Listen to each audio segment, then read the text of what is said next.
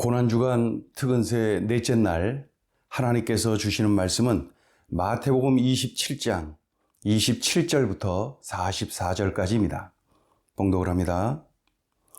이에 총독의 군병들이 예수를 데리고 관정 안으로 들어가서 온 군대를 그에게로 모으고 그의 옷을 벗기고 홍포를 입히며 가시관을 엮어 그 머리에 씌우고 갈대를 그 오른손에 들리고 그 앞에서 무릎을 꿇고 희롱하여 이르되 유대인의 왕이여 평안할지어다 하며 그에게 침 뱉고 갈대를 빼앗아 그의 머리를 치더라.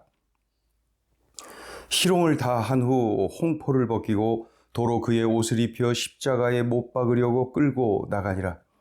나가다가 시몬이란 구레네 사람을 만나매 그에게 예수의 십자가를 억지로 지워 가게 하였더라. 골고다 즉 해골의 곳이라는 곳에 이르러 쓸개 탄 포도주를 예수께 주어 마시게 하려 하였더니 예수께서 맛보시고 마시고자 하지 아니하시더라.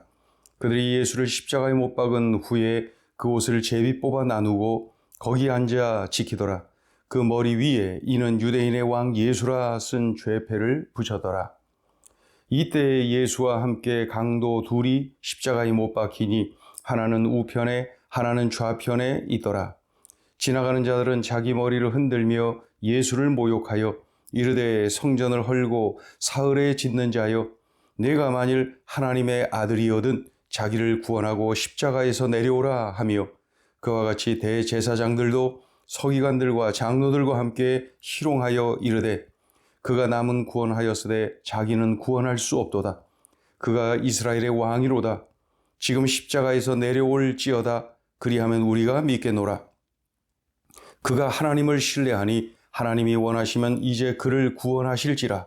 그의 말이 나는 하나님의 아들이라 하였도다 하며 함께 십자가에 못 박힌 강도들도 이와 같이 욕하더라.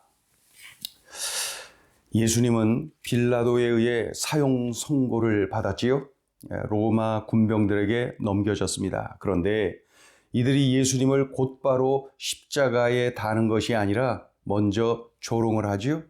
멸시를 합니다. 침을 뱉습니다. 머리를 치기도 합니다. 예수님의 옷을 벗겨요. 그리고 홍포를 입힙니다. 홍색 옷, 이 왕의 색깔 아닙니까?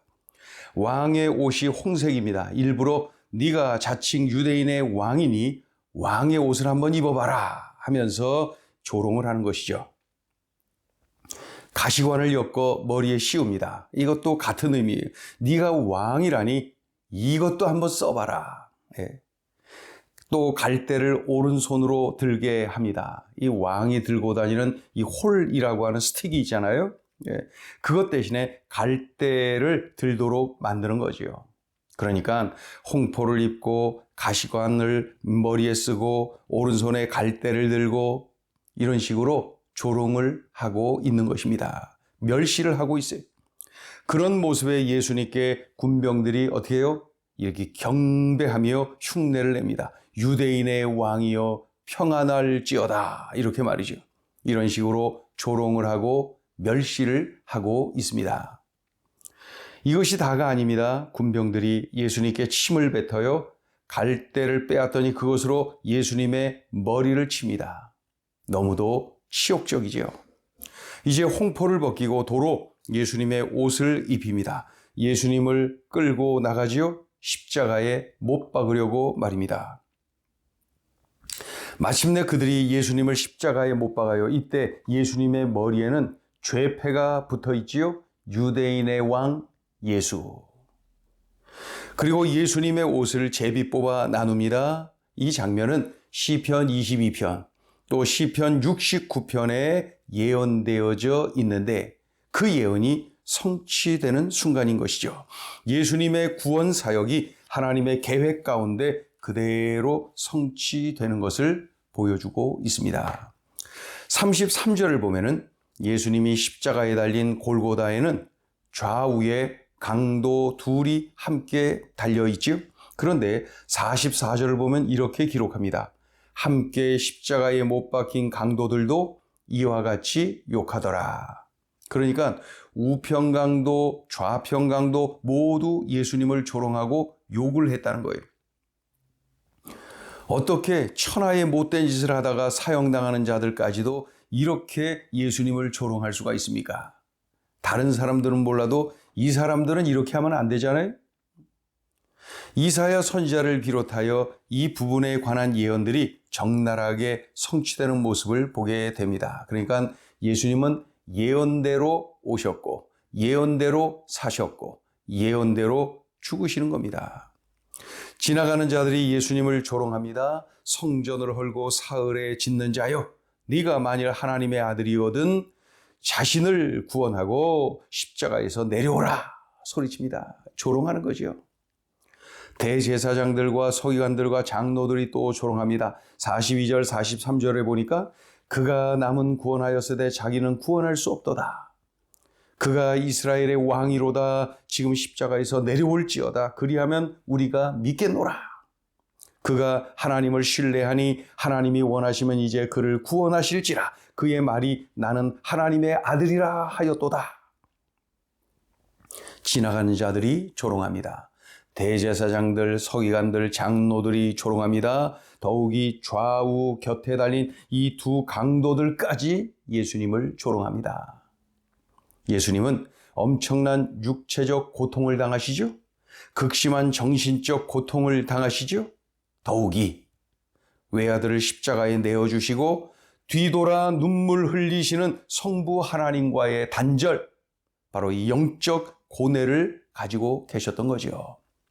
그래서 46절을 보면은 십자가에 달린 중에 외치셨어요. 엘리 엘리 라마 사박다니, 나의 하나님 어찌하여 나를 버리시나이까. 그러니까 성부 하나님과의 단절, 그 영적 고뇌를 이렇게 소리쳐 드러내고 있는 것입니다. 그러나 우리 예수님은 온 인류를 위해 자신을 대속 제물로 바치기로 결심하셨잖아요. 모든 고통을 감수하시고 끝까지 하나님의 뜻에 순종을 하시는 것이죠. 자, 오늘 주시는 메시지입니다. 첫째, 예수님의 죽으심은 우리를 향한 하나님의 구원의 성취입니다. 예수님은 우리의 죄의 대가를 치르셨어요. 우리 모두의 죄를 다 짊어지고 죄 없는 예수님이 죄인들이 달려야 할 형틀에 대신 달려 죽어 주신 것입니다. 우리 죄의 대가를 대신 치르신 거죠.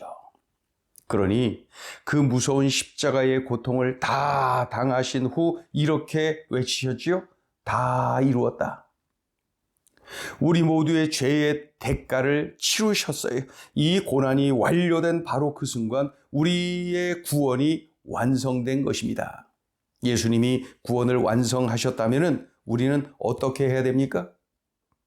우리는 예수님이 우리의 죄값을 대신 치르시고 죄와 사망에서 구원해 주신 구원자로, 그리고 핏값으로 나를 사신 나의 주인님, 나의 주님으로 영접하면 되는 것입니다. 이렇게 예수님을 구원자요 주님으로, 즉 구주로 영접할 때 죄사함 받습니다. 영생을 얻습니다. 하나님 자녀가 됩니다. 천국 백성이 됩니다. 동시에 이 땅에서 늘 주님이 함께 하시는 삶을 사는 거죠. 이 구원을 주님의 선물로 받아들이기만 하면 되는 겁니다. 우리는 이 구원을 믿음으로 받아들이기만 하면 되는 겁니다. 그러니 로마서 6장 23절은 이렇게 말씀합니다. 죄의 삭은 사망이요 하나님의 은사는 그리스도 예수 우리 주 안에 있는 영생이니라.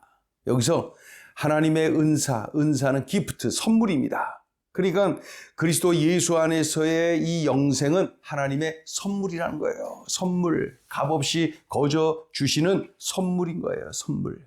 그러니까 구원은, 영원한 생명은 바로 선물로 주어졌습니다. 그저 감사함으로 받으면 되는 겁니다. 에베소서 2장 8절은 이렇게 말씀하죠. 너희는 그 은혜에 의하여 믿음으로 말미암아 구원을 받았으니 이것은 너희에게서 난 것이 아니요 하나님의 선물이라. 구원은 하나님의 선물.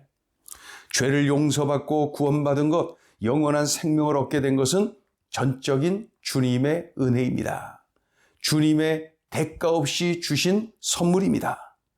누구든지 예수를 믿는 자마다 멸망하지 않고 영생을 얻도록 하기 위하여서 십자가에서 죽어주신 겁니다. 영접하는 자, 곧 그 이름을 믿는 자들에게는 하나님의 자녀가 되는 권세를 주기 위하여서 십자가에서 죽어주신 겁니다. 그러니까 예수님의 십자가에서의 죽으심은 우리를 향한 하나님의 구원의 성취. 죄 없는 하나님의 아들 예수님이 십자가에 달려 죽으셨습니다. 왜 그래요? 나 살리려고, 나 영생 얻게 하려고, 나 천국 백성 만들려고 말이죠. 자, 둘째 주시는 메시지입니다. 기도해야 용서할 수 있고 사랑할 수 있습니다. 그날 예수님 좌우편에는 극악한 죄를 범하여 십자가형을 당하는 두 명의 죄수가 함께 달렸지요. 누가복음을 보면은 그중 한 명이 예수님을 욕하고 조롱하는 것을 볼 수가 있어요. 네가 그리스도가 아니냐? 너와 우리를 구원하라. 그런데 우리는 한 가지 더 알고 있어야 합니다. 다른 편에 달린 죄수가 그 사람을 꾸짖었다는 사실 말이죠. 우리는 죽어 마땅한 죄를 범해서 죽는 것이나 이 사람이 행한 것은 옳지 않은 것이 없지 않느냐. 그리고 우리는 또 한 가지를 알고 있습니다. 예수여, 당신의 나라에 임하실 때 나를 기억하소서. 우리가 그저 우평강도라고 말한 그 사람이 그렇게 신앙 고백을 하는 거죠. 그러자 예수님께서 말씀하시는 거예요. 오늘 네가 나와 함께 낙원에 있으리라. 그가 삶의 마지막 순간에 죄사함 받고 구원을 받았음을 의미합니다. 우리는 이렇게 알고 있어요. 그런데 한 가지 더 알아야 됩니다. 이날 생의 마지막 순간에 구원받은 그 죄수는 처음부터 그러한 믿음을 가졌던 사람이 아니에요. 마가복음 15장 32절을 보면은 이렇게 기록되어 있어요. 이스라엘의 왕 그리스도가 지금 십자가에서 내려와 우리가라고 돼 있어요. 우리가 보고 믿게 할지어다 하며 함께 십자가에 못 박힌 자들도 예수를 욕하더라.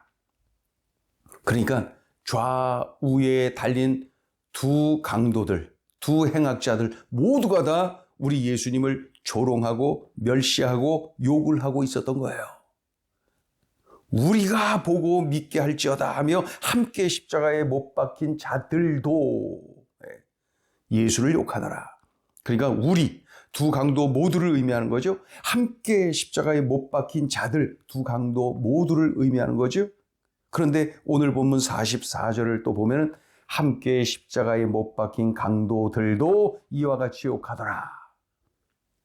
강도들. 그런데 이 누가복음의 내용과 이 마가복음의 내용이 다른 것을 알 수가 있지요. 그러니까 처음에는 두 강도가 함께 욕을 했던 거예요. 함께 조롱을 했던 거예요. 둘 다. 그런데 예수님의 옆자리에서 예수님의 용서하는 기도를 듣고 반복해서 듣다가 그만 그가 은혜를 받은 거예요. 그리고 변화를 입은 거예요. 그리고 예수님을 구주로 영접을 한 거예요.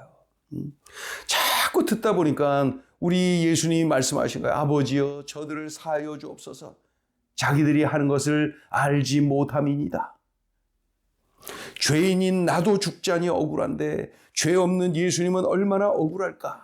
그런데도 억울해하는 것이 아니라 오히려 그들을 용서해달라고 하나님께 기도하고 있으니 말입니다. 그는 감동을 받았어요. 그는 변화를 받았어요. 여러분 이것이 복음 아닙니까? 주님이 나를 죽기까지 용서해 주셨다. 그래서 기도해야 됩니다. 예수님처럼 기도해야 됩니다. 용서할 수 있는 힘을 얻게 됩니다. 기도해야 됩니다. 사랑할 수 있는 힘을 얻게 됩니다. 내 힘으로 사랑할 수 없어요. 내 인격으로 용서할 수 없어요. 기도해야 됩니다. 예수님처럼 기도하세요. 용서할 수 있는 힘을 얻게 됩니다. 사랑할 수 있는 힘을 얻게 됩니다. 기도를 해야 되는 거죠. 십자가를 보면은 끝까지 기도하면서 나를 용서하신 우리 주님을 만나게 됩니다. 동시에 나에게 말씀하시는 주님의 음성 말이에요. 너도 이와 같이 용서해라. 너도 이와 같이 사랑해라. 오늘 주신 이 말씀을 우리들이 살아내야 되겠습니다. 기도하죠. 하나님 아버지, 십자가에 달리신 우리 주님을 바라보며 십자가에서 우리들에게 말씀하신 소중한 음성을 듣게 됩니다. 들려오신 이 말씀을 살아내게 도와주시고, 들려오신 이 말씀을 실천하게 하시고, 들려오신 이 말씀을 행하여 승리하는 삶이 되게 하여 주시옵소서. 예수님의 이름으로 기도 올리옵나이다. 아멘.